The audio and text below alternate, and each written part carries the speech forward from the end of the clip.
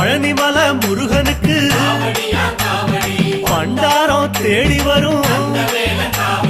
aunty முகம் காண வரும் ஆவினன் குடி தேடி வரும் கால்நடையா வந்த காவடி இது தேடுவது கந்தன் காலடி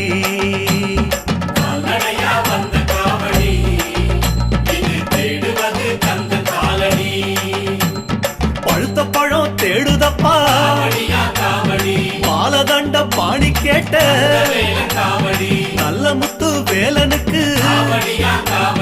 ஞானப்பழம் கேட்டு வரும் கால்நடையா வந்த காவடி